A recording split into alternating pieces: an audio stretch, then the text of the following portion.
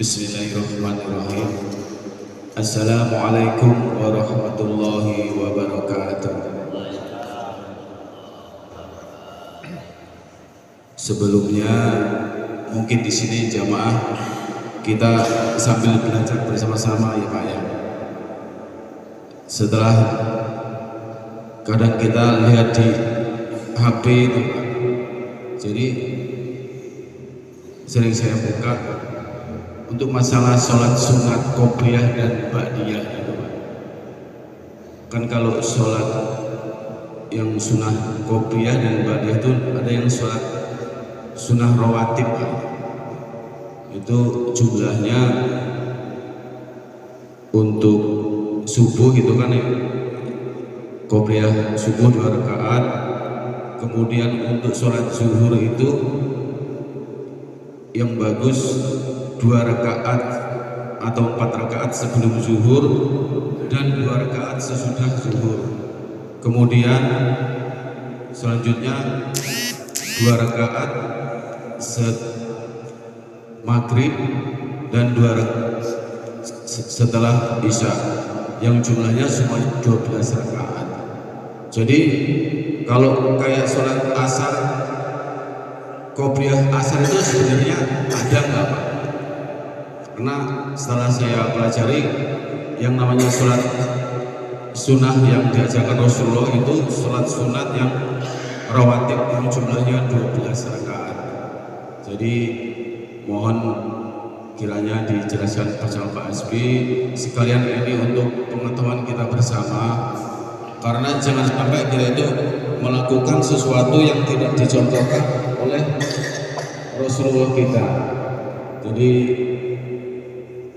nanti tolong dijelaskan sama Pak Asbi saya untuk pelajaran kita bersama. Yang tidak ada qobliyahnya adalah sholat maghrib. Itu begitu azan ya harus langsung qomat.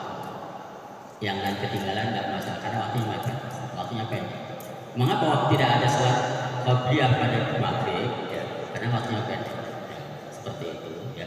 Saya nggak akan membahas yang panjang, hanya membahas yang tidak ada rawatibnya atau tidak ada qobliyahnya adalah sholat maghrib. Jadi bila azan selesai, ya, apapun jamaahnya harus makan.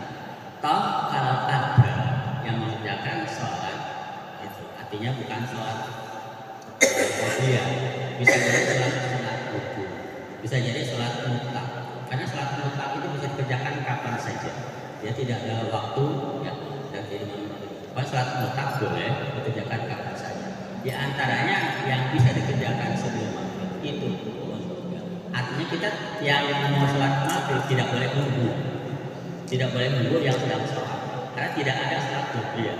Artinya kalau sholat dibiarkan, dia sholat kita kapan saja seperti itu. Bukan kejar, ternyata itu hukum tidak boleh dimain-mainkan. Saya katakan makanya hal-hal yang ragu-ragu silakan ditanyakan. Jadi kalau nanti ada orang sholat sunat, jangan disalahkan. Bisa jadi dia sholat sunat wudhu atau atas masjid.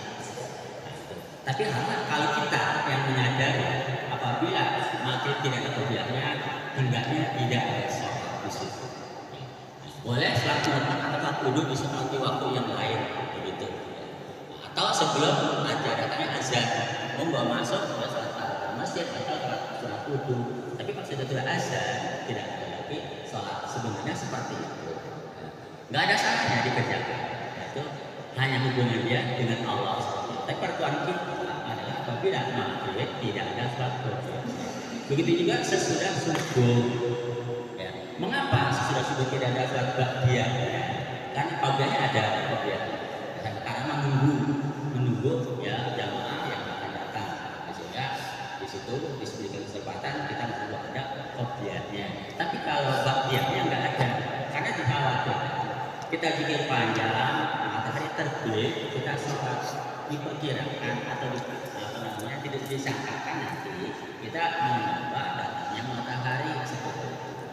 Boleh dikerjakan di rumah, saya katakan tadi, boleh dikerjakan di rumah, asal tidak ada yang ikuti. Saya takut nanti orang yang nggak paham, ya kalau kita sholat, mereka ikut-ikutan. Padahal tujuan kita bisa tadi sholat duha, dia dimajukan, ya, atau juga sholat yang lain. Tapi nanti wah kok semua ada kerugiannya, dikhawatirkan seperti itu. Sehingga nanti timbul apa namanya perbedaan kenapa sehingga nanti ada hal-hal yang kita tidak inginkan. Jadi semua sebenarnya kan juga ada qobliyah, ada ba'diyah. Asar ada qobliyah, ada ba'diyah. Maghrib tidak ada qobliyah tapi ada ba'diyah. Isya ada qobliyah, ada ba'diyah. Nah, seperti itu subuh ada qobliyah tapi tidak ada ba'diyah. Jelas ya? Jadi yang lain ada qobliyah dan ba'diyah tapi hanya maghrib tidak ada qobliyah, subuh tidak ada ba'diyah. Sesudahnya, sesudah subuh nggak boleh lagi sholat. Sebelum maghrib, sebelum sudah azan tidak boleh lagi sholat sunat, langsung